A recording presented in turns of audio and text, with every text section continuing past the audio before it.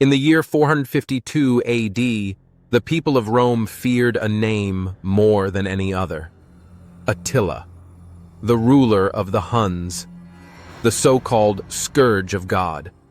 A man whose armies seemed to appear from the horizon like a storm, burning cities, shattering legions, and forcing emperors to their knees. But Attila didn't conquer Rome by marching through its gates. He crippled the empire in a far more devastating way. Through terror, through economic collapse, through political humiliation, and by exposing how fragile Rome had truly become.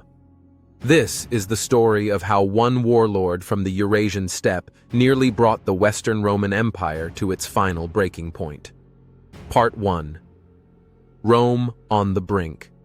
By the early 400s AD, the Roman Empire was already wobbling. The western half struggled with shrinking tax revenue, declining populations, corrupt officials, and armies increasingly filled with mercenaries instead of Roman citizens. Meanwhile, waves of migrating peoples pressed against its borders. Into this unstable world rode the Huns. Expert horse archers from the steppes, they lived in the saddle, striking with terrifying speed and disappearing before their enemies could respond. For decades, the Huns had unsettled Europe, pushing Gothic tribes into Roman territory, destabilizing entire regions. But everything changed when one man rose to supreme power. Attila. Part 2. The Rise of the Scourge. Attila became co-ruler of the Hunnic Confederation around 434 AD, alongside his brother 𝙑𝙤𝙤𝙀𝙀. At first, Rome tried diplomacy.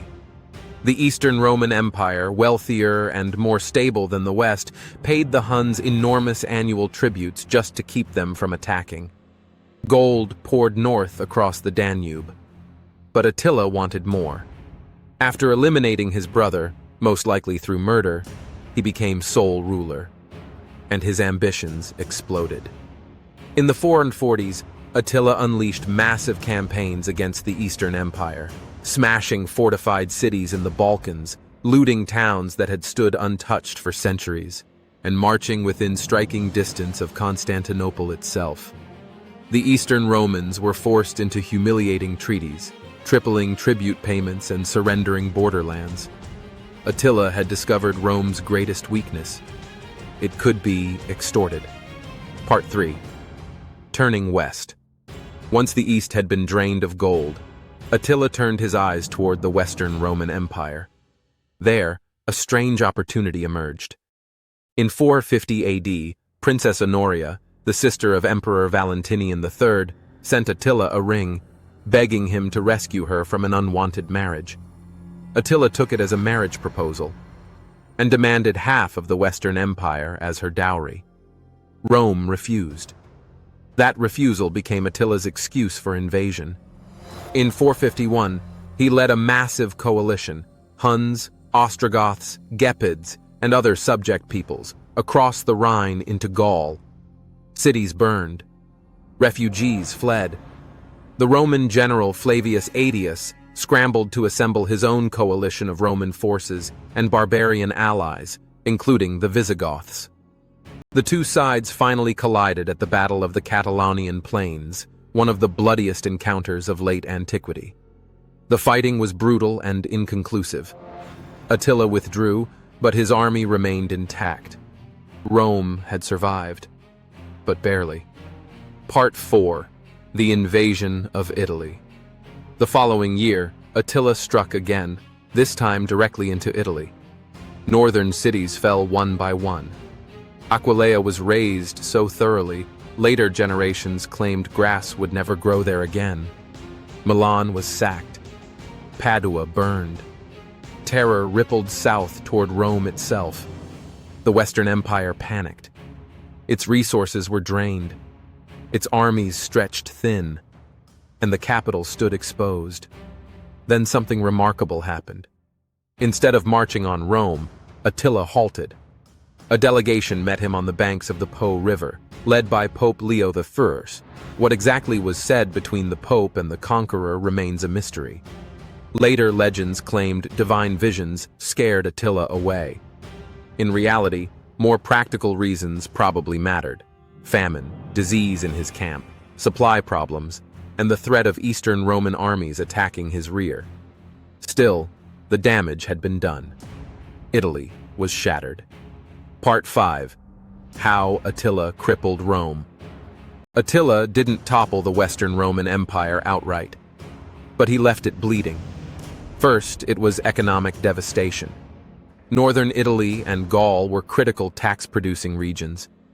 When cities were destroyed and farmland abandoned, imperial revenue collapsed.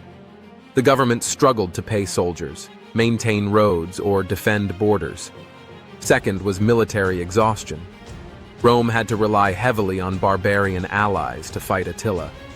That dependence weakened central authority and empowered warlords who would later carve out kingdoms of their own. Third was political humiliation. The fact that emperors paid tribute and negotiated from weakness shattered Rome's aura of invincibility. Fear replaced loyalty. Local elites began hedging their bets, making deals with invading groups instead of trusting imperial protection. And finally, psychological shock. Attila became a symbol of unstoppable destruction. Even when he wasn't attacking, his reputation destabilized entire provinces. People fled cities. Trade routes collapsed. Confidence in Roman rule eroded. Within just 2 years of Attila's Italian invasion, the Western Roman Emperor would be murdered by his own guards. Within 2 decades, the Western Empire itself would cease to exist. Attila didn't deliver the final blow, but he helped make it inevitable. Part 6. Attila's sudden death. Then, just as suddenly as he had risen, Attila died. In 453 AD, on his wedding night, the conqueror reportedly suffered a massive hemorrhage and choked on his own blood. No battle, no assassination, just silence. Without him, the Hunnic Confederation fractured almost immediately. Subject peoples revolted. At the Battle of 𝙑𝙤𝙙, former allies crushed Hunnic power. The storm that had terrorized Rome dissolved, but the scars remained. Part 7. The man who exposed an empire. Attila the Hun is remembered as a destroyer, but his greatest achievement wasn't conquering Rome. It was proving that Rome could be broken. Through extortion, terror, and relentless pressure, he drained its wealth, destabilized its armies, and shattered its prestige. When the Western Roman Empire finally collapsed in 476 AD, it wasn't because of one enemy. It was the result of decades of strain. Attila simply pushed hardest at the weakest moment, and in doing so, he changed the course of European history forever. If you enjoyed this deep dive into history's most feared warlord, hit like so more people can discover the story.